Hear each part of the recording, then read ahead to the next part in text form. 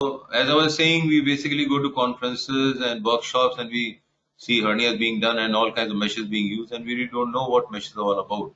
Or we do have an idea, but we don't have in an orderly fashion what these meshes basically mean. So I thought it better to start with meshes this time. What are the biological responses and what are the related complications hernia? And last of all, we'll be talking about the updates in these meshes, right? Now, okay, so basically, we as surgeons initially were very reluctant to use these meshes for the simple reason that we thought them to be associated with a lot of infection. And this was aptly put forward in way back in 1962. And he said that Usha basically was one of the pioneers of all kind of mesh usage in hernia. So he basically said that the surgeon don't use it because of fear of wound complications and a natural disinclination to put something foreign inside the body. To date, as of from that of 62, almost what 40, 60 years now, and still we don't have a single ideal processor which we can say that can be universally adaptable. It has to vary from person to person. So when we start understanding meshes, we are basically talking about what? We try to understand the physical characteristics and their bearing on the biological response. That's one. Number two, their relationship with complications. What are the complications that occur and how we can prevent them and how do they occur? The genesis, the pathophysiological events that are there, and then how can we either prevent them or we can treat them. And at the same time, we have to understand that these meshes would have to withstand the tension forces which are acting on the abdominal wall, whether it's in inguinal region or it's a ventral region. We talk about ventral hernia and inguinal hernia. And at the same time, they have to withstand tension forces, but at the same time, they must not impede, and ideally, they should not facilitate or they should facilitate the healing process. And in that, basically, the hernia defect by encouraging the ingrowth of body connective tissue, right? Own connective tissue. So that means basically the meshes should act as a stimulant. They should have both, of course, they should be there for withstanding tension forces, but at the same time, they should also be stimulant to the body resources in order to build up some kind of a wall or some kind of a barrier against the hernia, right? Now, the ideal characteristics, this was way back in 1950, see, and from time to time there may have been certain modifications, but the bottom line is that there should be no physical modification by the tissue fluid. That means when you have put in the mesh, the fibers should not alter. Of course, collagenesis will have to occur around the mesh. Collagen has to be laid down, but there should be no physical modification in the fiber. That's one. Number two, it should be chemically inert. I mean, these are things which we would have wanted, the utopian dream, that you should have a mesh like this. It does not incite any inflammatory or foreign body reaction. Should not be allergic. The person should not be allergic to it, and that's why the mesh should not be producing any kind of allergy or hypersensitivity. And at the same time, it should be absolutely non-carcinogenic. That's absolutely unacceptable. And then resistant to mechanical strains, this one, and then can be fabricated to the form in which is required. It could be molded to the particular area where it's what we put in. But the meshes which come as a manufactured mesh may not be ideal for the place where you want to put it in. So it has to be modified according to that. So it will be fabricated to the form required, and then it has to be easily sterilized, or it has to be in a sterilized packet. Now, these were basically the things which would be required, or these are basically the things required of a mesh. But what happens when a mesh is implanted? Let's understand this. The mesh has been put inside, and what is happening? What is the biocompatibility of the body or the mesh to the human or the host body? Now, when we talk about the biological response or biocompatibility, we are basically looking at three important alterations in the host body. Number one, the inflammatory response that the body tries to mount against that foreign material. Number two, the collagen that's going to be laid down, because that's what we want. We want that particular area to be reinforced. And of course, the neo-mesothelialization, which would be required. Why? Because we want to make a mesothelial layer, especially when we talk about the ventral hernia. We put the mesh as an IPOM. It would be there in contact with the body cavity. They, of course, should have some kind of a parietal peritoneum over it. So that is the neo-mesothelial layer which has to be put over there, right? So the three important things: the inflammatory response, the collagen, and neo-mesothelialization, right? Now, this is known as the foreign body reaction. The FBR is basically the foreign body reaction, because this is a foreign body. So how does the body react? So the foreign body reaction starts as soon as the mesh is implanted. And how does it do that? What occurs? It's immediately surrounded by the protein absorption from the extracellular matrix. The extracellular matrix is there. It is immediately absorbed or imbibed by the mesh, right, to form a coagulum. Now, this coagulum is not only the protein, which is basically the albumin, the fibrinogen, the immunoglobulins, plasminogen, and complement factors. In addition to this, what else happens is immediately the platelets now come and start adhering to coagulum. Now, once this happens, so the initial protein imbibition and then platelets come and attach themselves to this coagulum. Now, what happens? Release of chemoattractants. They try to attract more cells. And what are they attracting? They're attracting the polymorphs, the monocytes, the fibroblasts, the macrophages, both M1 and M2. We talk about what these two mean, the smooth muscle cells, and more platelets. Now, what happens now? What is happening now is when these cells reach that particular area of the coagulum, now they start releasing a number of cytokines. The platelet-derived growth factor, the transforming growth factor, or the insulin growth factor, some of the important growth factors which are now being secreted in that particular area. About 7 days down the line, so this is happening, but now 7 days down the line, what else is happening now? The mononuclear cells which were there, the monocyte, the mononuclear cells, now they start transforming into macrophages. And they now secrete more cytokines and populate this particular area around the mesh to do what? To ingest dead tissues and the foreign bodies found out there. When you implanted something, there was a lot of necrosis. You did surgery, a lot of necrosis. So basically, and a lot of blood clots. So that all has to be removed from that particular area. It has to be cleaned up. And that's what the macrophage is going to do. So the initial inflammatory macrophage is the M1 macrophage, which augments the inflammatory response by cytokine secretion. Later on, what happens is the M2 macrophage now gets an upper hand. Why? Because that is basically concerned with helping in the collagen production. So initial M1, the inflammatory response, and then the M2 macrophage, which is helping in the collagen production. Right? Now, what else is happening? In addition to the secretion of cytokines, the macrophages will now stick to each other. They coalesce and give rise to what is known as the foreign body giant cells. Now, these are always found around the mesh fiber, which will stay in that area. And you don't know up to what time they will stay. Indefinite time period. You'll always find them there. Right? Now, we also talked about the histiocytes and the fibroblasts which are being attracted to that particular area. Right? Now, they start laying down collagen. See, this is happening when? This is basically happening about 7 days down the line. Now, this collagen will keep on being produced for the next 21 days. So, 3 weeks, the collagen keeps on forming. Subsequent to 21 days, now what happens is, this collagen will be remodeled. It will be restructured by changing what? We all know that the new collagen laid down is usually type 3, immature and resilient.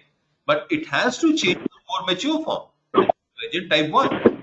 So what is happening now is, in the remodeling, restructuring, the M3 now changes, the type 3 now changes into type 1 collagen. More of type 1, less of type 3. In addition to this, what else is happening is, we want the collagen to be hard and it should be there for a long period of time. The strength should be there. So cross-linkage occurs. So this whole process of remodeling and restructuring would be there for the next 6 months, occurring for the next 6 months. But remember one thing, the strength of a scar, as we know even in the abdomen, it never goes beyond 80%. So at best you can hope for that collagen to have a strength of 70 to 80% when compared with the natural connective tissue found around. It will only be 80% at 6 months, never goes beyond that. And that is why what is important is that the mesh material that you have put in, it should also maintain its inherent strength. If it is not maintaining its inherent strength, the chance of recurrence will be much more. So the inherent strength of the mesh material is important for the long-term success. So what has happened is the collagen was laid down, it has matured, and then the cross-linkage occurred, and then remodeling everything occurred for the next 6 months, right? Now, the collagen was being laid down, it has a particular pattern to it. It is not just like a crisscross I find. Yes, it is there. But when the mesh is there, it follows a particular pattern. And what pattern does it follow? It may go inside the pores of the mesh. It can cover the surface of the mesh. And moreover, it will always be laid down at the interface between the mesh and the body wall. The mesh has been stuck, so there is a interface. So it will lay down there, it will cover the mesh, it will also go into the holes of the mesh. So it goes into the interstices, the surface, and at interfaces. Why interfaces? Because it wants to stick the mesh permanently to the abdominal wall. If this was not there, then the mesh would have become loose. Of course, you're going to transfix it, you're going to apply tackles to it. No problem with that. But that has to be particularly taken care of by the body. It wants to fix the mesh to that particular area. Now, which goes into the interstices or the pores, it goes along the fiber. It lays down around the fiber. See, if this is a fiber of the mesh, this is the collagen which has been laid down as a granuloma. Right? Now, this granuloma, now these two fibers are separate. These two fibers are close together. Just talk about that word basically. So, when these two fibers are close together, the granulomas would become confluent. It becomes confluent. So, what is going to happen? This whole partition, this is the mesh, suppose this is the mesh, the whole thing now becomes one solid wall of collagenous tissue.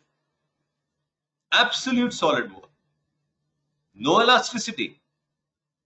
And because the fibrous tissue is going to contract over a period of time, it loses shape.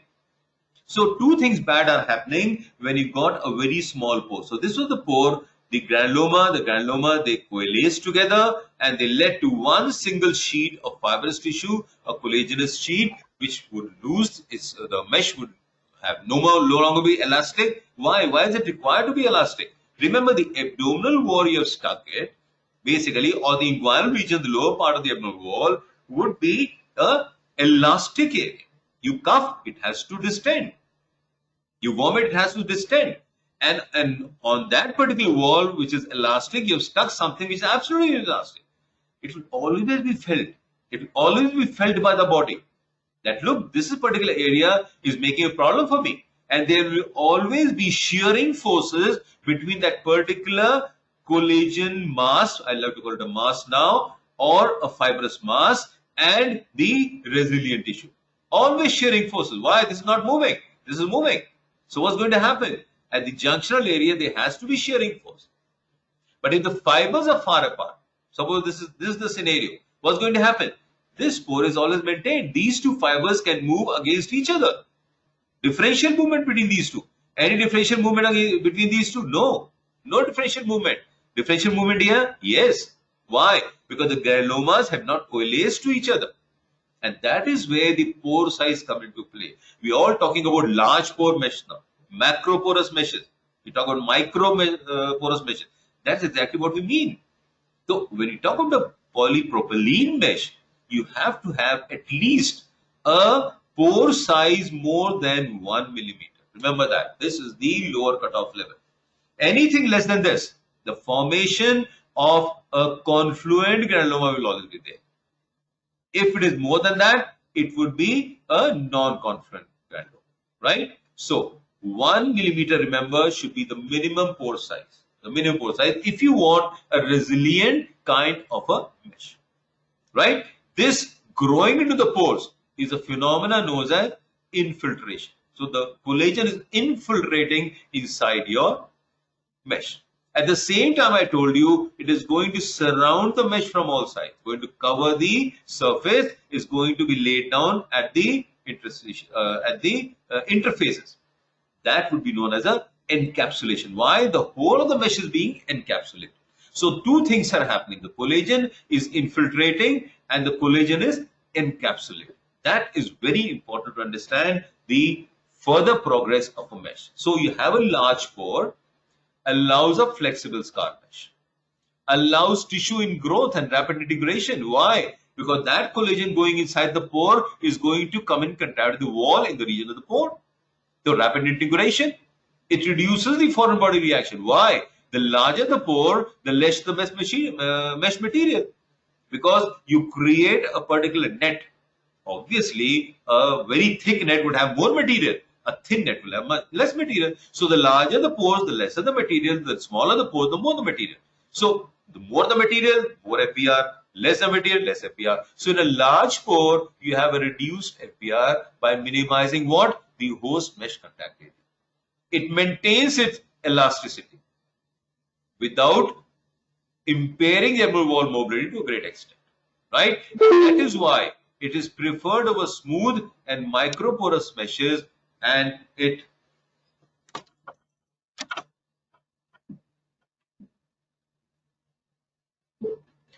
over microporous meshes, and it is resistant to infection, right? When you have smaller pores, as in a PTFE mesh, old, we'll talk about older times, because now all meshes can be made macro, can be made micro. Anyway, so there what was happening was encapsulation. So inadequate adherence, inelastic scar plate, patient discomfort, and chronic pain are very, very important. But it may give you a smoother scar. Why? Collagen has been laid all along. It's giving you a smoother scar. See this picture. See this picture basically. It's giving you a smooth scar. See this. Granuloma laid out here. So you got spaces in between. Right? So when you have this kind of a smooth scar all around, it may have less distortion, it may have more distortion, depending upon how much this scar is going to contract. The collagen is laid down, how much is going to contract. If it's going to contract more, then you have distortion on the mesh. If you don't, then you need to have less distortion on the mesh, right? And what has been said is that in these patients where you have a PTFE mesh, the adhesions are less. So let's forget this at a particular time. Now, what has happened is collagen has been laid down, it is gradually being matured, is gradually undergoing all kinds of changes, right? At the same time, does it stop there? The body forgets about the mesh? No, it doesn't. It doesn't forget about the mesh. It keeps on reacting. It would only depend upon the degree of stimulation received from the mesh. So these granulomas around the fibers of the mesh, which were basically collagen, they also got inflammatory infiltrate inside. So if we look at a granuloma, basically the collagen is to be laid down around the fiber. This collagen, it would have a central core of inflammatory cells. Around that, it would have giant cells, and then you have collagen cells. So three. So when you have a granuloma, it is basically not a simple collagen laid down. It has got what? An inner inflammatory infiltrate, foreign body, giant cells closer to the fiber with outer fibrotic capsules, right? And they often persist for indefinite period of time. We don't know until when the granuloma is going to persist, right? And if it's going to persist, it would also be attracting what? It will also start attracting macrophages, lymphocytes, granulocytes, and pluripotent fibrocytes. They all are there in the mesh. And this persists for a long period of time, beyond 6 months. It will be known as a chronic reaction. And now the mesh is behaving like a chronic wound. That's why it's known as a chronic wound. That is a chronic FBR, a chronic foreign body reaction. Now, what is happening at this point of time? Because of the chronic reaction, some kind of inflammatory cells all around, for whatever reason, we'll talk about the reason, whatever that, because this is how some meshes behave. If that is occurring, then what's going to happen? What's going to happen is that whether it is PTFE, whether it is PET, whether it's PP, three basic, polypropylene, or you got the silk, or known as the polyester meshes. PET is polyterephthalate. We'll just talk about that. That is polyester meshes, and PTFE. Three basic components of any mesh, right? So if you have any of these meshes, they're all known as non-absorbable. But if the chronic reaction persists for a longer period of time, what's going to happen? Signs of degradation, cracking of the surface, or even fragmentation of these meshes.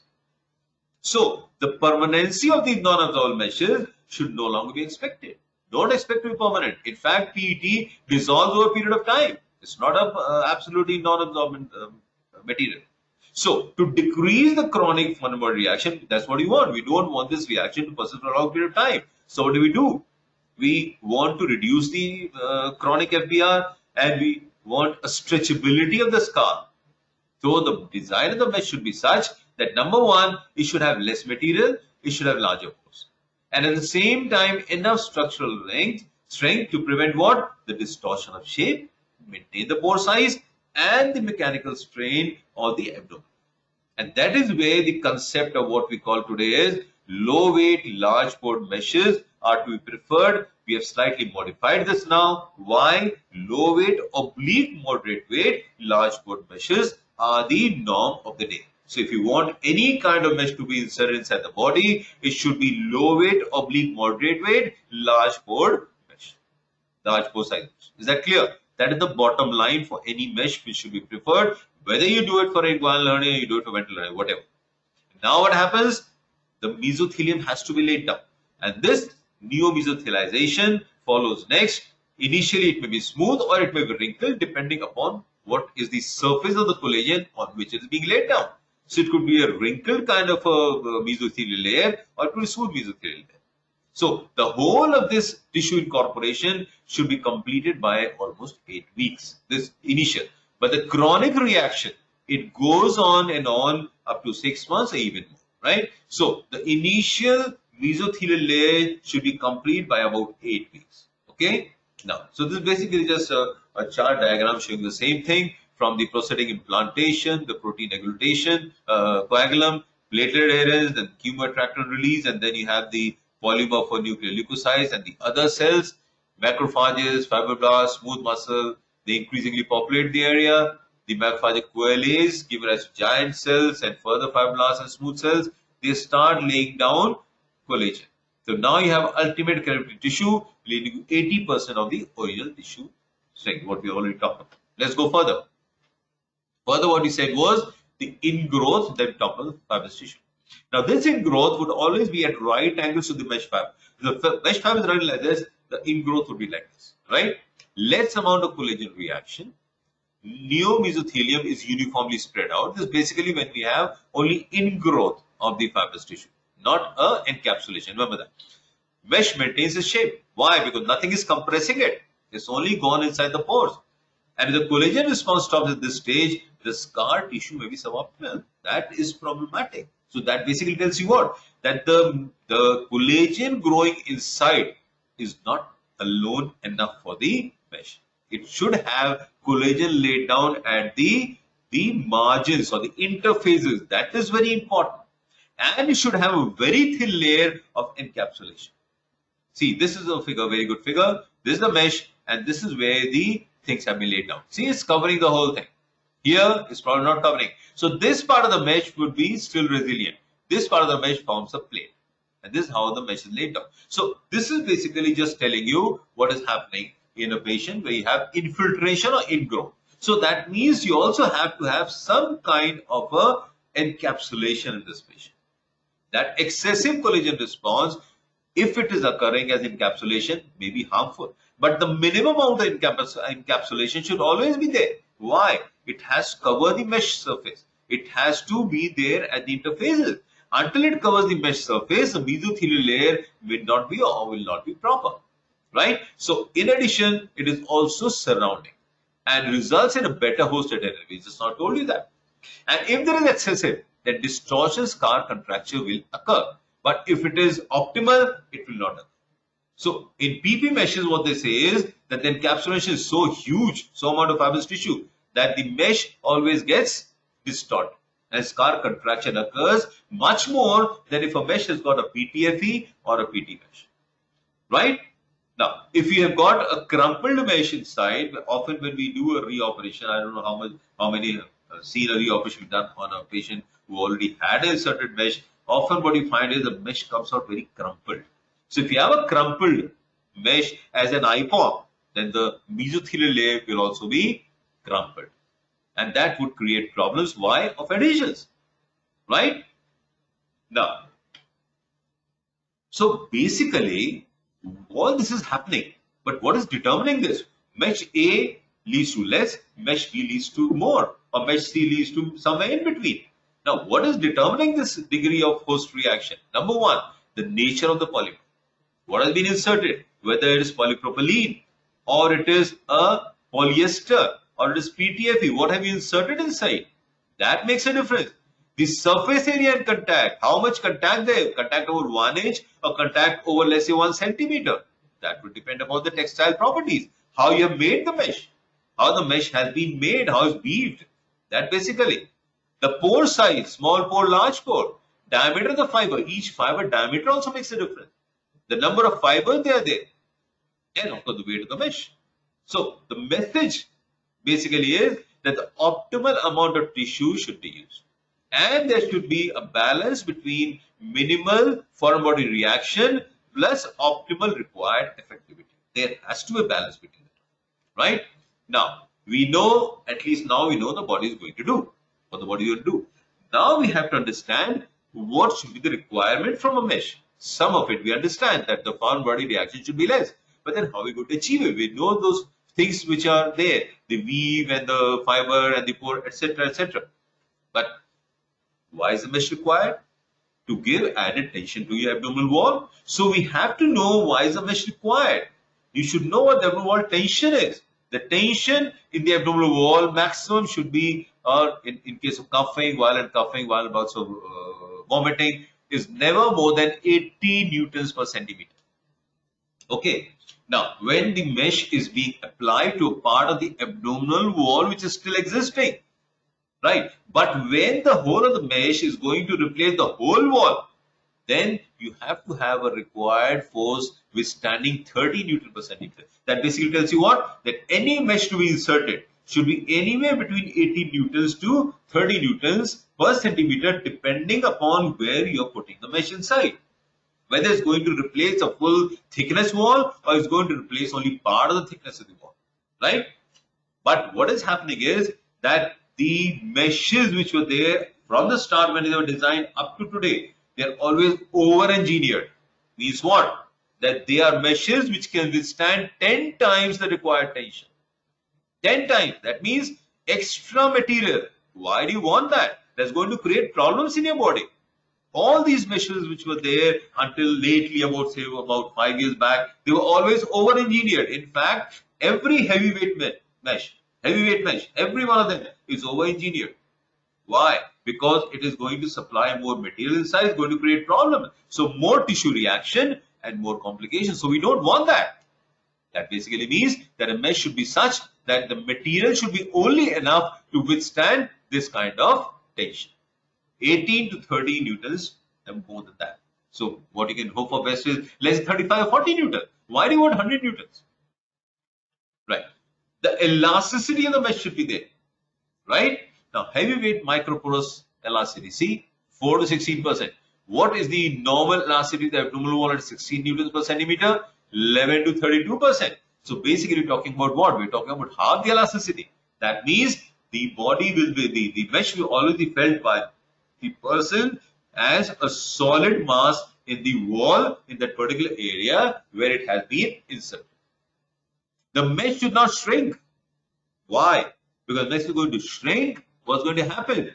The hole where it's been attached would be basically open gradually.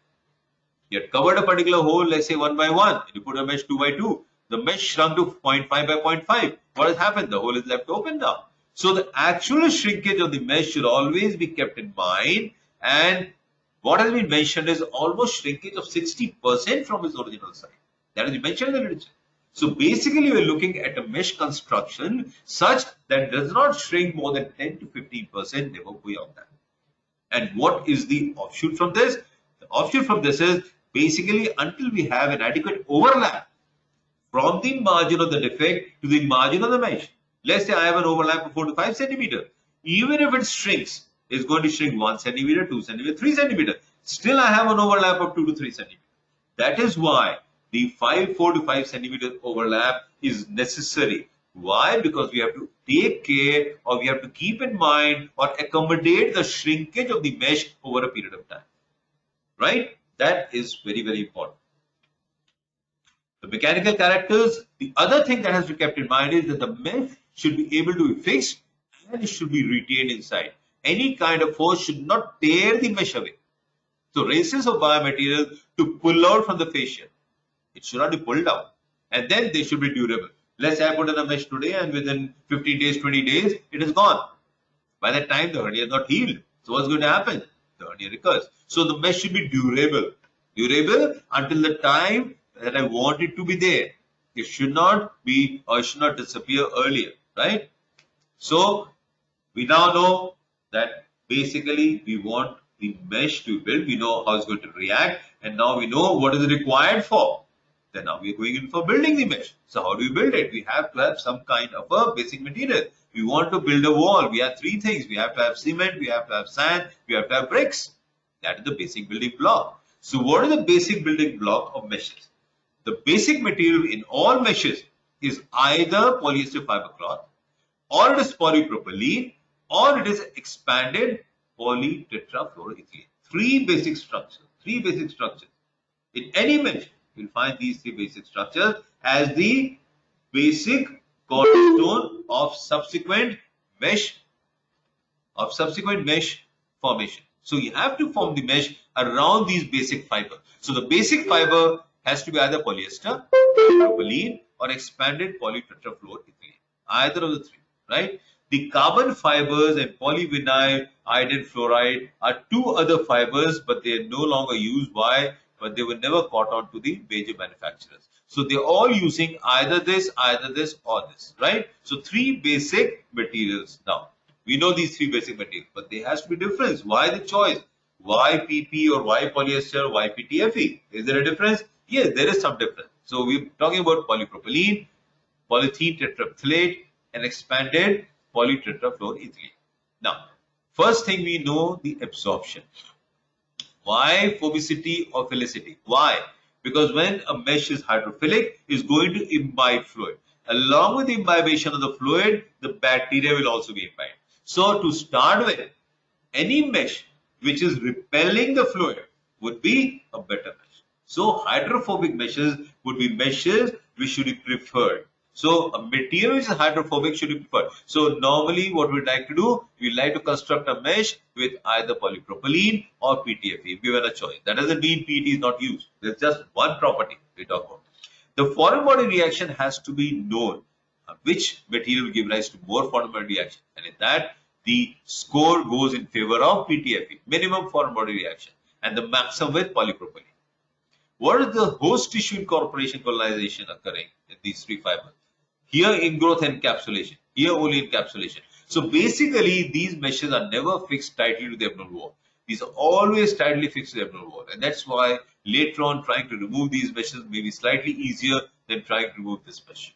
Right? Mesothelial pattern, irregular. Why? Because there is irregular collagenization. Here it is smooth. Contraction, maximum PP, also there with PET, minimum with PTFE.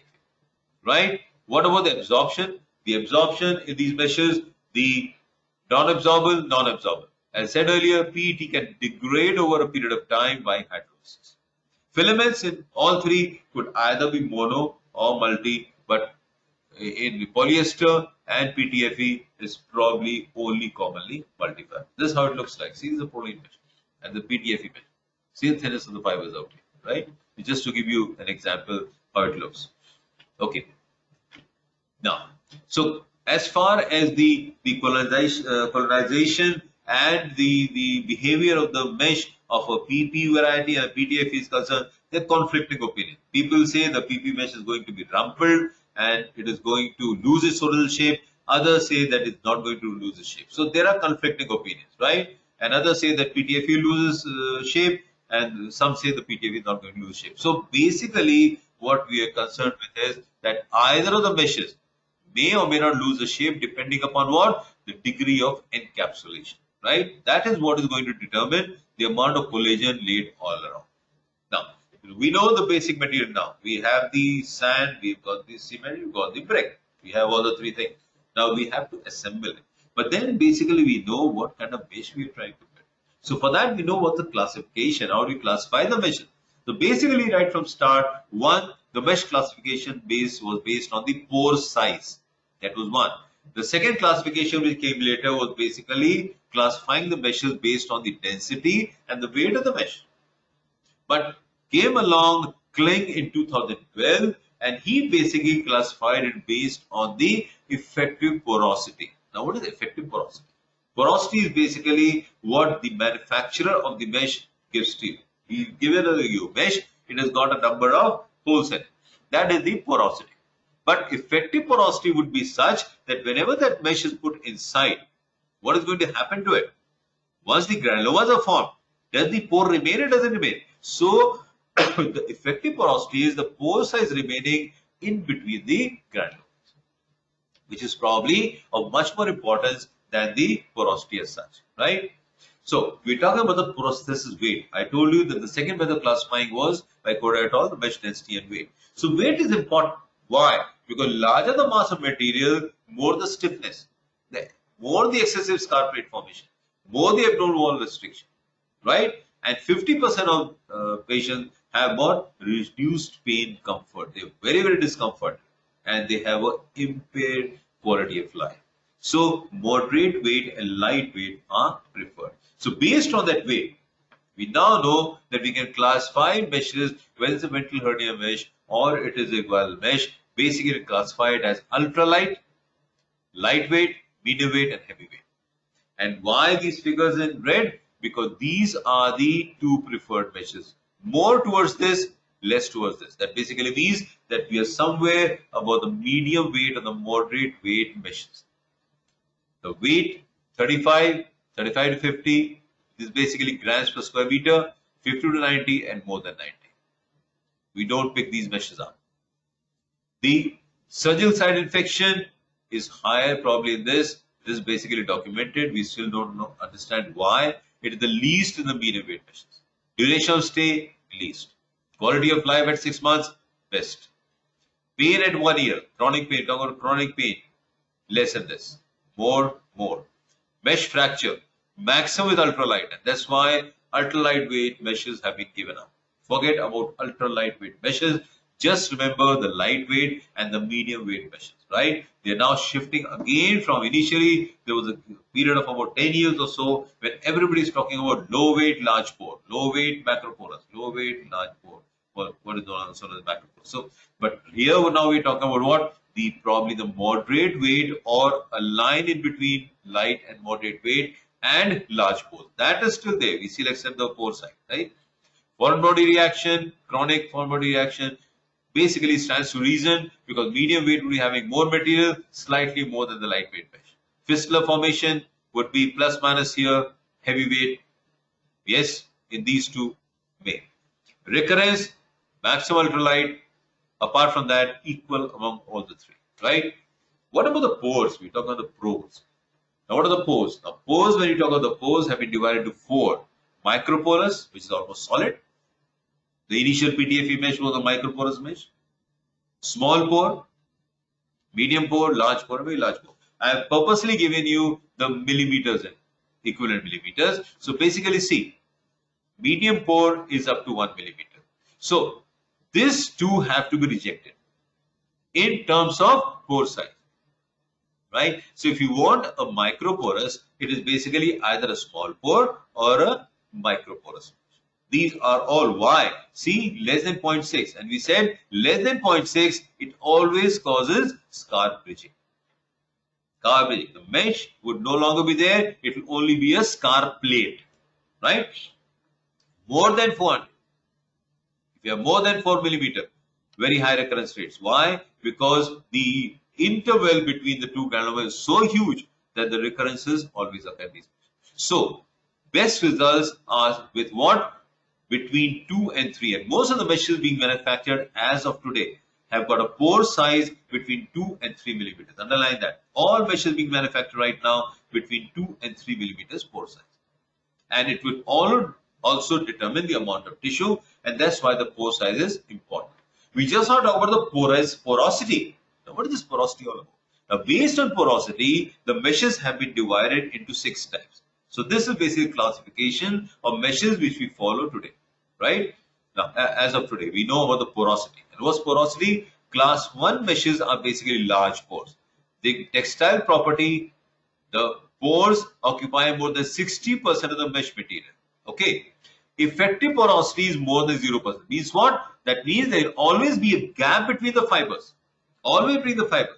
That we were looking for. We're looking for what? We wanted difference or the distance between two granulomas. That's what we wanted. So these are the best meshes. So large pore mesh gives you a effective porosity which is always more than 0%. That basically means the granulomas never touch each other.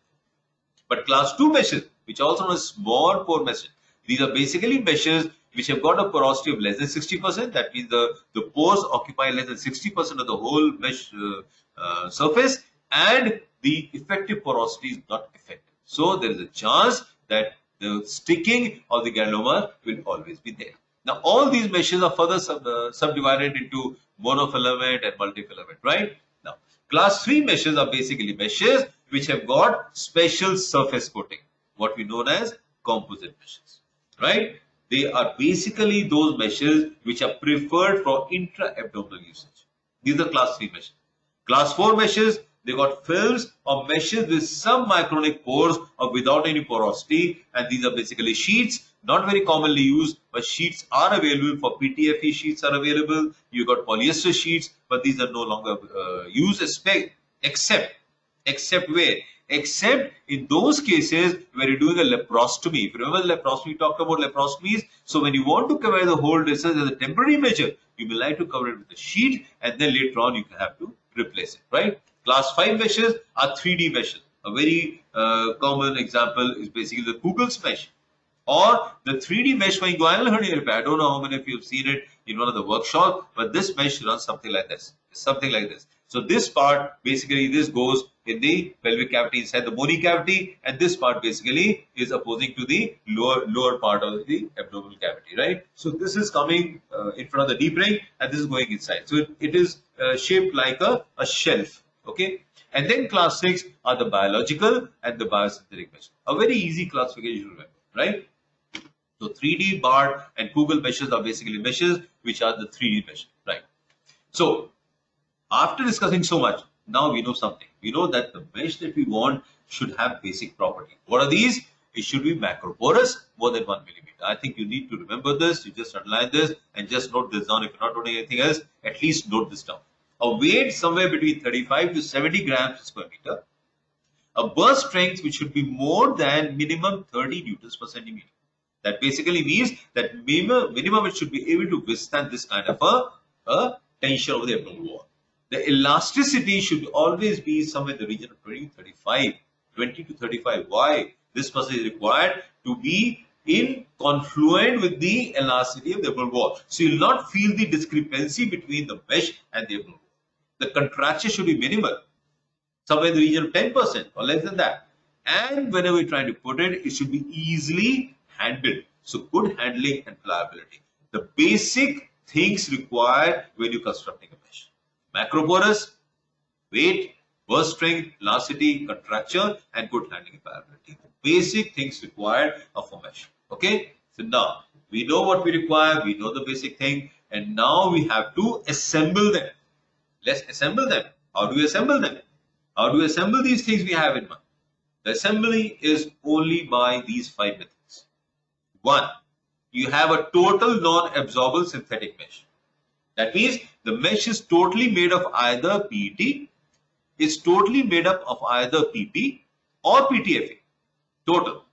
Okay? That is non-absorbable synthetic. Or you can have a combination of two, but these are materials which would never be absorbed inside the body, maybe to a certain extent, but not totally. Second, you can have what is the composite. Composite basically means combination, right? So that means now you're having 2 layers. No, let's not call it 2 layers, 2 materials right now. Okay, now those materials can be assembled in 2 forms. One, I can put material A, material B, again material A, again material B. So A, B, A, B, A, B. Other thing what I can do is, I've got full sheet of A and I've got full sheet of B. 2 things, remember 2 things. One, I've got a mixture of A and B like this, and here I've got 2 layers. So the first one is basically a composite mesh where you got a non-absorbable synthetic that will always be there as the founding scaffold. That non-absorbable has to be there, right? With an absorbable synthetic. Now this is mixed. It is mixed. See what's written out here? Without a barrier or coating. That means this mesh would be having fibers like single layer, but fibers alternating A, B, A, B, A, B. Or twisted together. AB twisted together makes one fiber. AB twisted together makes one fiber. Is that clear? So one single layer. But in the other one, what is happening? Non-absorbable synthetic with a barrier or coated. Now here what's happening? I got one layer out here. I apply another layer out here. One here, one here. It could be 2 layers, it could be 3 layers, it could be 4 layers. But what is happening is material A forms one single layer. Material B forms one single layer. So 2 and 3, the difference is it alternating as a single layer, in the other is alternating as multiple layers. Is this clear? Not very difficult to understand. So here in one, it is single layer. There's no barrier or no coating on this mesh, but it's still got two materials. One has got a non-absorbable synthetic material, and it is combined with an absorbable synthetic material, but it's still lightweight. Why? Why lightweight? Because over a period of time, this second material would be absorbed. In the composite of second type, I have still those two materials, but here what do I have? I have the second material as a barrier or a coating. So that second material is as a coating. And these are the meshes which are preferred for IPOM. But that doesn't mean layer 2 cannot be used for IPOM. That means both composite as a single layer or composite layered or barrier or coated mesh, both are there for IPOM. Is that clear? Next comes the fourth layer, which has got just absorbable to it. It does not have any scaffold of non-absorbable. It has got either Vichyl, you all know, disappears 60 to 90 days. It's got a biosynthetic mesh or it's a biological mesh, whichever three. No, all of them would be disappearing over a period of time. The only thing is, how much time would it require in disappearing? If it disappears early, your purpose has been defeated. It takes adequate time, your purpose is solved. It has been served. And then, of course, the last one is a hybrid mesh, and hybrid meshes basically means two different kind of tissue. A biological with a synthetic component is the best hybrid we're talking, right? Let's come to the first one. We just are talking about that. The non-absorbable synthetic. So I told you basically polypropylene, mercilin, available in spiriton. I've just given you some names because you may come across these names in one of the workshops and you wouldn't be knowing, or the representative comes and tells you about a mesh and you are in dark what he's talking about. At least now you know what these meshes are. So you've got PTFE mesh, PT and PP. But just remember one thing. Each of these, initially PTFE was always thought to be a microporous, always. But as of today, even that is available as a macroporous, very thin sheet, as available in the market, non-Indian market, outside as a motif flesh. But what I'm trying to say is that each one of them could be either microporous or macroporous. But what we are looking at is a medium weight large pore preferred, whether it is PP, PET or PTFE. That is single layer non-absorbable synthetic, and these are the meshes which are preferred for inguinal hernias. Meshes preferred for what? Urinary incontinence. Meshes preferred for what? Rectal prolapse. Meshes preferred for what? Vaginal prolapse or uterine prolapse. These are the meshes which are preferred. Why? Because they would be giving you maximum amount of fibrosis, especially the PP and PT variety. So single layer non-absorbable synthetic. The most commonly used is polypropylene, which makes almost 90% of the core of any mesh in the market today. 90% of the core of any mesh in the market, whether it's type 1, 2, 3, whatever, is polypropylene. And that is how common it is, right? Second now is the polyester, and third is the PTFE mesh, and that also as a component, single use, separately PTFE is very rarely used, at least in India. Okay, so this was type 1 mesh. Now we come to the second, and that is the composite with what? It did not have a barrier. This was basically a mixture of non-absorbable and partially absorbed.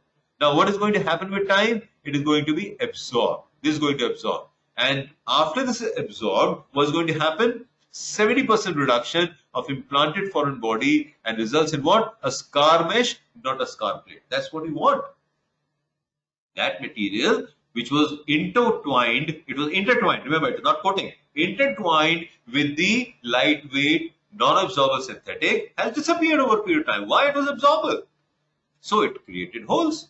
So this mesh is going to give rise to a scar mesh, not a scar plate. They provide enough strength for the optimum mobility and the optimal reinforcing the abdominal, right? See, the filaments are twisted together and then knitted to form a requisite mesh. So what filaments are being twisted? The absorbable and the non-absorbable. They twist it, they make it, and then they make the mesh with it, right? So dissolution leaves a scaffold for colonization. And what is the pore size? Very large, 3 to 4.5 millimeters. But the moment it goes above 4, that creates a problem. So we are basically looking at a pore size between 2 to 3 millimeters. And it can be used as IPOM, inguinal hernias, and other hernias. And the common meshes available in market, you have heard all of them, Wipro, and the best is now Wipro 2 and Ultra Pro Advanced. These are the two very common meshes which are synthetic composite meshes without barrier. They don't have a coating. And if you look at the Y Pro 2, it has got polypropylene, and what is mixed with it? Polygalactic. And see the amount material, 35 and 45. This is going to disappear. Leaving what? Only 35. That's less than 50% remaining behind. And the pore size is what? 3 millimeters. Ultra Pro Advanced has got polyglycapron. This is also known as monocryl sutures. Polyglycapron with large pores. Effective porosity is more than 61%. Effective porosity. See, weight 29 grams after the disappearance of polygalactic.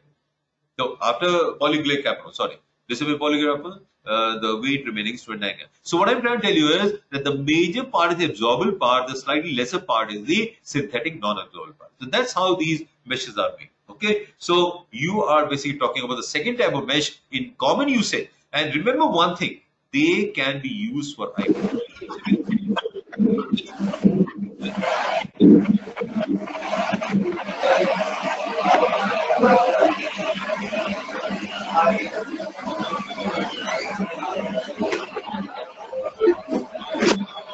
So now you can hear me. There's something wrong. It's probably not functioning well. Anyway, so the Ultra Pro, so what I'm saying is it can be used in eye form. Remember this. And that is what is important. It can be used as an eye form. Not only the layered meshes, even this can be used as an eye form. And what is the second mesh, which is the commonest mesh used as an eye form? This is basically the coated or the barrier mesh. Why do you call it a barrier mesh? Because the scaffold is there, and on top of that you got the barrier. And I tell you that the 90% of these are polypropylene meshes. No doubt, you have other things also. Then what forms this barrier? Obviously, we know that this barrier should be an absorbable barrier. It should be non-adherent barrier. It should not be sticking to the bowel. Why? Because remember that barrier is going to separate the polypropylene or the PT or PTFE from the bowel or the viscera. And that is what we want. We don't want the intestine to come and stick to the mesh. So we have to have some kind of barrier. That's why they are known as the barrier meshes. And these barrier coating are basically of these materials except PTFE. These materials will all disappear. They all disappear. PTFE is also used. Why? Because PTFE has been thought to be absolutely non-adherent to the viscera. Non-adherent to the viscera. Right? So basically, you can use any of these absorb methods or one single non-absorb. And basically, in ventral hernia, these meshes are never required in inguinal hernia. Why do you require this kind of mesh in inguinal hernia? Wastage of money. You just require simple polypropylene or a simple polyester mesh. Right? And the most common mesh used is the proceed mesh. They're the most common mesh which is used, the proceed mesh. And the proceed mesh is basically a mesh which has got 3 layers to it. One, it has got a lightweight macroporous polypropylene. It has got oxidized regenerated cellulose or ORC layer, and it has got a polygalactin layer between on either side. So 2 layers of polygalactin, and it's got ORC in between PP, and I'll just show you that mesh right now. The second mesh in common usage is sepra mesh, and this is again a macroporous polypropylene with sepra film, and in addition to this, a non-immunogenic membrane of sodium hyaluronate and carboxymethyl cellulose, both of which with a period of time they disappear. Now this sepra bioresorbable, it turns to gel, putty-like in 48 hours, becomes gel, remains over 7 days, and then it's cleared from the body 28. That means 28 days down the line, the PP will have no longer any sepra film over it. And why do you require the sodium hyaluronate and carboxymethyl cellulose? For the simple reason that these are anionic polysaccharides, and they usually promote the separation of healing tissues. They separate them. So if they separate healing tissues, they would be anti-adhesive. So the thought process behind sepra mesh formation was this, that they wanted something with an anionic polysaccharide to separate the healing tissues at the same time to prevent the mesh, prevent the viscera from sticking to the polypropylene. Then there's some other, I'll just refer to a few of them, and this is basically Paratex optimized composite. These are in common usage, that's why I'm just naming these meshes for you. Paratene DS composite, now these are all polyester meshes, right? Paratene DS is of course polypropylene, but Paratex is the polyester mesh, not in very common usage, but you can find a few of them in one of the workshops. Not many people are using it, but Paratene DS composite is being used because this has got again 3 layers to it, absorbable synthetic copolymer and polycaprolactone, right? Ventralite, Subotex, not very common use, but Lotus Pro is 3D is again a mesh, very common usage. Lotus Simple Mesh as a polypropylene is very common use, and Lotus Pro is 3D is a mesh with a polyurethane cover. This is basically a mesh which has got PET to it. That means plate or polyester, right? You can have a dual PTFE mesh, a simple dual PTFE mesh. That means two layers of PTFE. One which has got visceral surface pores which are slightly larger, and the other which has got pores, the pores which are larger for imbibing to the abdominal wall and smaller pores for preventing the insertion or addition to the bowel. So it's just simple two-layer PTFE mesh. Or you can have a combination of polypropylene and PTFE. But among all these, the most common use is proceed mesh. See how this proceed mesh looks like. So you got PDS, and you got the ORC. And this is basically the polypropylene. So PDS is going to dissolve, right? And the ORC is also going to dissolve. Just leaving you what? Just leaving you basically the polypropylene sticking to that. So see how this proceed mesh. Simple, thin, but then of course it has got layers to it. And then you got the Gore dual mesh. This again two surfaces to it, and this is basically the PTFE meshes, right? Right. The next layer, we got 1, 2, and 3. Now we talk about fourth types of meshes. One we said absorbable synthetic, totally absorbable, totally absorbable. See this, totally absorbable. These are always multifilament. Pore size 0.4 to 0.75 millimeters, right? So it's more than 0.6. That's what you wanted. Absorption 60 to 90 days. Faster in the presence of infection. That is the crux of the problem. You have simple infection, it disappears before you can say presto. And what happens? You have a defect. And that is why recurrence is a more time recurrence. So then you'll ask, why is this required? Basically, it's a stopgap arrangement in traumatic abdomens. Stopgap basically means what? As a laparostomy, or as a mesh over which you can apply a graft. So these are those meshes which are used as a stopgap mesh. They usually do not suffice as any kind of substantial reinforcement of the abdomen. You still have those meshes, the Vicryl mesh, the Dexon mesh, the Cephal mesh. They're basically just two material, either polyglycolic acid or polygalactin 910, which is basically either Dexon suture or Vicryl sutures, right? So these are basically the meshes which are there in hardly used apart from traumatic abdomens, right? The second type of absorbable mesh is a new entrant into this field, and that is known as the biosynthetic mesh. Just remember this, when talking about biosynthetic mesh, it's a new entrant, and what is it? It is a biodegradable polymer instead of the xenogenic or allogenic tissue, which means what? The biomesh. Xenogenic allogenic tissue is what? Biomesh. So instead of this biomesh, which was costly and had problems with itself, which we'll talk about the next thing, you are using what? A biodegradable polymer. Partial absorption of hydrolysis. What is very important is, see the dissolution time. 6 to 7 months and 3 years. The two common or the three common, I would say common, the three meshes in play right now being used. So basically what's happening? Partial absorption leaves a scaffold. And that scaffold would be working for cellular infiltration, protein deposition, neovascularization, and host integration. That means serving all the purposes, trying to biocompatible with the excuse me, trying to be biocompatible with the tissue wall. Initial results show what? Comparable mechanical strength at 12 to 24 weeks. That means basically 6 months. Similar to a composite mesh and a biological mesh. But biological meshes are very, very errant meshes. We'll just talk about that. Can be an alternative to synthetic biological meshes in complex hernia repair. But that is still debatable. The infection rate 28%, recurrence 70% is the crux of the problem. So these new entrants, biosynthetic meshes, I've just told you because these are new entrants. This Gold, Bio A, Phasix and Phasix ST and Tiger Matrix are the three meshes which are now in clinical trials and usage, but not being used clinically very much. But just remember they are being used, but more for their use as a trial.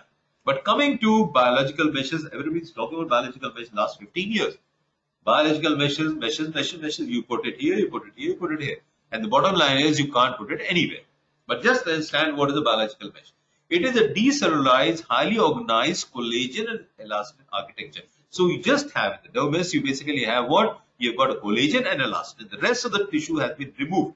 Everything. That means all the cells have been removed. Decellularized. Collagen scaffold plus part of the excellular matrix. Derived from where? human and non-human sources. Very simple. It is just what? Collagen and elastin architecture derived from human and non-human, bereft of all cells. As simple as that. So what are the sources? Number one, human dermis. Number two, it could be porcine dermis, or it could be fetal bovine dermis. It could be fetal tissue. It could be pericardium. It could be bovine pericardium, or it could be small bowel submucosa, or SIS, which is one of the common meshes being used now. And what happens? This is very, very thin, so it is a layered mesh. You can also use urinary bladder submucosa, right? So you can use the collagen in the native form, or you can do a cross-linking. Native form disappears 3 months, and cross-linkage gives you a longevity of years. So basically what is happening is that you are basically processing it, you are decellularizing the dermis, you remove the cells. And how do you remove it? Either by simple physical means, desiccation, or you apply some kind of chemical to it. I'm not going to go to the details of that, that's beyond, I mean, we don't really require that. Or an enzymatic reaction. By any of these methods, we remove the cells. All resident cells and all cellular debris has been removed. Now, once you have that plate in front of you, it is now containing what? Collagen and elastin. Now, what do? We sterilize it. By what? By the gamma radiation, ethylene oxide, or hydrogen peroxide. Either three things. And then cross-linkage becomes optional. I just now told you, if you don't do a cross-linking, 3 months, you do a cross-linkage of the collagen, it can give you years. But the cross-linkage gives you problems. Let's see. If you want to do a cross-linking, just treat it with chemicals, like for example, glutaldehyde. You all know that, Sidex. You do additional cross-linking bonds in the graft, and that slows down the degradation. Why? It prevents the action of collagenase. Collagenase breaks down collagen.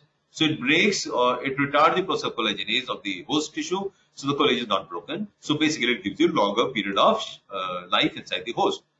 But the cross-linking has a problem. And the problems are, number one, it hardens the graft, makes it very, very tough. It hardens it and much more difficult to handle. And of course, the remodeling once implanted in the host and excessive foreign body reaction are all problems with cross-linkage. So if you do a cross-linkage, no doubt you're increasing the life of the graft. No doubt over that. But at the same time, you're making it hard. You're increasing the amount of FBR, and the remodeling which should occur inside the body is no longer the optimal remodeling. So you have created the graft and you stored it. Now the storage of a human acquired dermis has to be refrigerated. Not so with the animal dermis. When you take it from animal dermis, you can just put it on a shelf. Just put the sterilized packet on the shelf. But if it is a human, the sterilized packet should be put inside the refrigerator. That's the difference. So animal products can be stored at room temperature, while human products, they require refrigeration. Right? Now long-term storage is there. Now before applying it to a particular host, you have to rehydrate it. Just can't apply it like that. You have to rehydrate it. That means it has to imbibe water. And that rehydration process can take anywhere from 1 to 30 minutes. And minimum amount is required by the animal product. So if you have an animal dermis, it can be rehydrated within 1 to 2 minutes rehydration. But if it is a human product, rehydration may take 1 to 30 minutes. Right? So it requires an addition because it requires a moist environment at the implanted site, so it has to be adequately covered. You just can't leave it open to the exterior. If you leave it open to the exterior, it doesn't serve the purpose. Right? Now, you may well ask that human dermis is all right, but even that is basically an allograft, it's not an autograft. And you're applying a xenograft.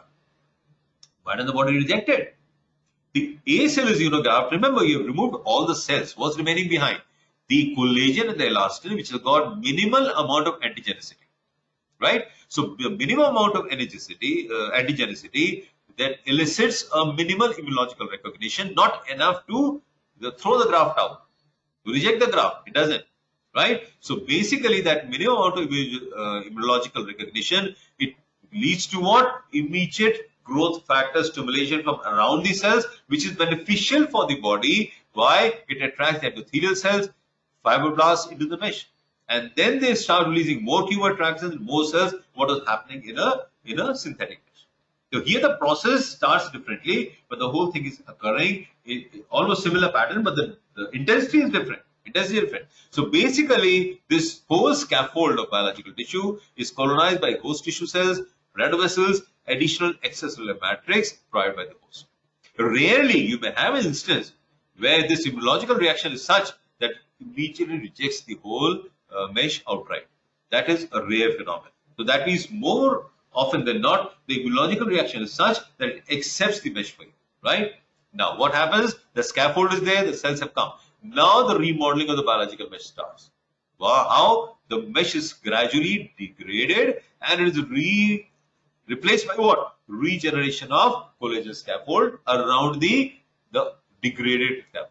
So the biological mesh is degraded, but new collagen, now the host collagen is being laid down. The animal collagen or the allo-collagen which was inserted now disappears.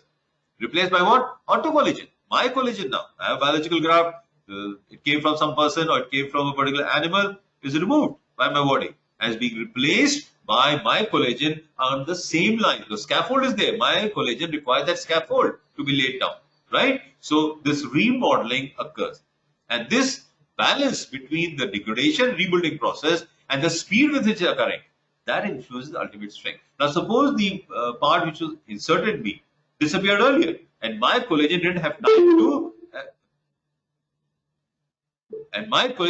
time to adjust to that. So what is happening then? What is happening is basically that there is a discrepancy between the dissolution and new laydown. So the mesh will become weak. So the rebuilding process and the degradation process and the speed are three variables which are very important when we talk about a biological mesh. Right? What else is required? What else happens? Which is very, very characteristic, that when you have a remodeling, wherever the mesh is inserted, it takes characters from that particular tissue. So the new tissue generated by the host was specific to the site of implantation. That means the mesh was inserted, let's say, in my thigh. So these would be taking up the characteristics of the area around the thigh. Or say, let it be inserted around a blood vessel. It would form a blood vessel. So it is a site-specific structural and functional properties are imbibed by the biological mesh inserted in an area where it is required. So that particular area, the structural and functional properties will be imbibed by the biological mesh. And the smart remodeling, that is the word now being used. Why? Because the regeneration of tissue structures following implantation would be resembling the structures required in that particular place. Right? That is why it's a smart remodeling. It's not a haphazard remodeling. It is a smart remodeling. Right? And what is smart remodeling all about? This is basically, it can generate tissues like what? See, it can generate a blood vessel. It can generate the endothelial and the serosa. It can generate lower part of the urinary tract, especially the pedal wall. It can generate the part of the body wall. It can generate a tendon, a ligament, bone. Everything is possible with the biological mesh. All this is possible. Why? Early neovascularization of the graft or scaffold is one of the major variables working in its favor. Right? So early neovascularization, but these are basically also said to be, so this is what has happened. The biological mesh is there. There has been early neovascularization. It has imbibed these structures from that local area, the character of the local area, that is there. What else is peculiar about this mesh? There is early neovascularization. We all talked about that. But is it resistant to bacterial infection? What we said is, it is more resistant to bacterial infection as compared to the synthetic mesh. And why is that? The reason ascribed was, number one, early entry of blood vessels. As soon as the blood vessels enter, more the fighting cells, polymorphs, macrophages, etc., etc., etc. The earlier the blood reaching the mesh, the earlier the cells. That's one. And number two, the scaffold degrades as the host tissue replaces it, and therefore the collagen tissue of the donor, I like to call it donor, whether it's an animal or it is a different person. So that collagen is no longer there. So it does not give you nidus for infection. My collagen will not be fought by my cells. This is basically autocollagen. The collagen of the foreign material had disappeared early. So early disappearance of foreign collagen and number two, early vascularization are two things which are logically working in favor of it being resistant to bacterial infection. Less adhesions. Level 2 data, not level 1, level 2 data. And basically what they say is collagen meshes form less adhesions. Why? What we see is they're easier to reoperate. But basically the scaffold which was there would give rise to early generation of mesothelium. And the earlier the mesothelium generates, the less the adhesion. We all know that. So probably the biological mesh is giving rise to an early generation of mesothelium. Just giving you some examples of human dermis. You'll come across these names time and again. Alloderm is one of the most common ones. This basically hand harvested human dermis, can be used for open and laparoscopic. Flexi HD, barred allomex are something not very commonly used. Alloderm is available in India also. These are the non-human derived products, and derived from where? Porcine, small intestinal submucosa, the most common, Surgisis. And the third is permacol, acellular porcine dermal collagen. So these are all porcine. And then you can have the fetal bovine. So these are basically the pericardium which we use. So these are all meshes available, all over the world. But among all these, the three common ones, most commonly used by meshes, you should know. One is alloderm, which is the human dermis. The second is Surgisis, which is porcine small intestinal submucosa. I told you it has to be layered because very thin, so it has to be layered. And permacol, which is acellular porcine dermal collagen. Three very commonly used meshes. I mean, commonness in the sense that these are among the biological meshes. Among the biological meshes, these are three most commonly used. I wouldn't say biological meshes are very commonly used. What I'm trying to say is that among the biological meshes, these are three very commonly used. And both of them, or rather all three of them, can be used as open and lap. Right? Now, this is permacol is collagen cross-link, and that is why most difficult to handle. So what is the update of biological meshes? Let's see the update. The update basically means where should it be used? We all been talking about biological meshes. And we all know that if there is a wound, then put in a biological mesh, later on put in a graft, put in a synthetic mesh, non-absorbable. We all know that, right? But do we know correctly? We don't. Let's see what does the evidence tell you. Non-contaminated setting. Like for example, you're doing a component separation technique and you find that probably this may not be enough. Let me put in a mesh. Now, when you do a TAR, you always put in a mesh. Remember that. When you do a posterior CST with TAR, you always try to put in a mesh there. So, reinforcement of incisional hernia repair, as in CST, it may reduce the recurrence. But, see the but. Is it justifiable to use a high material cost, which can easily be done with a synthetic mesh, which is about 1/10 of the price of that mesh? Not justifiable. So it is difficult to justify. So that use goes out of the window. Theoretically, you can use it, but practically, I would not use it for the cost factor. In contaminated conditions, everybody said use biological meshes in contaminated conditions. Why? It is better. It fights the infection.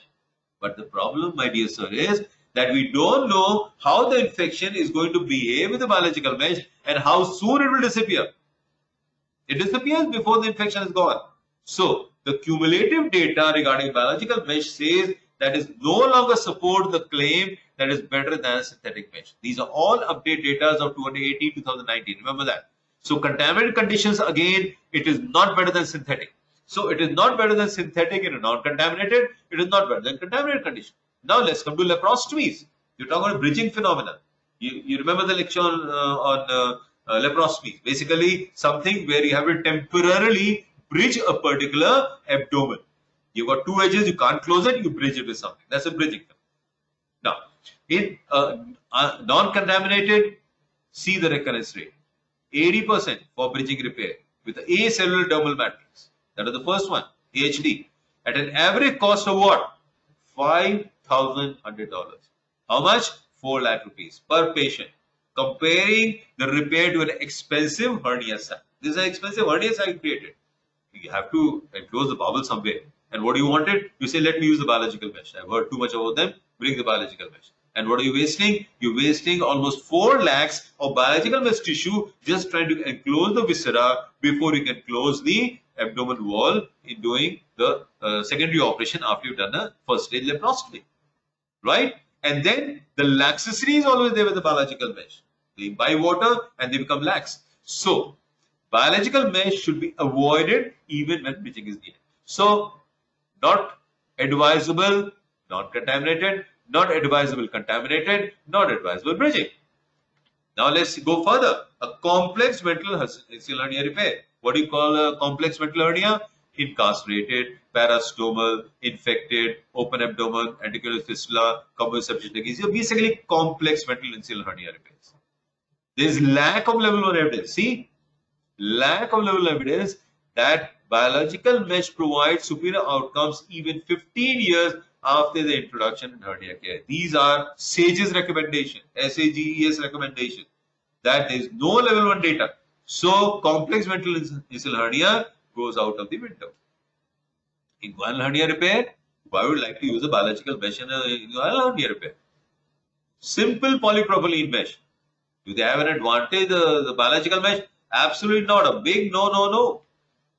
Prevention of incisional parasitomal hernias. This was one of the uses which was put forth, and in addition to this is paraesophageal hernia.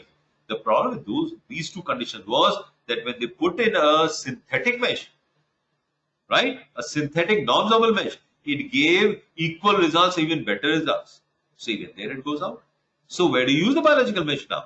So the routine use of biological biosynthetic meshes cannot be recommended, and that is the conclusion. But I just want to tell you about the biological mesh because this is something which you should know. You come across the biological meshes at all times. What about the hybrid meshes? This was the 5th type.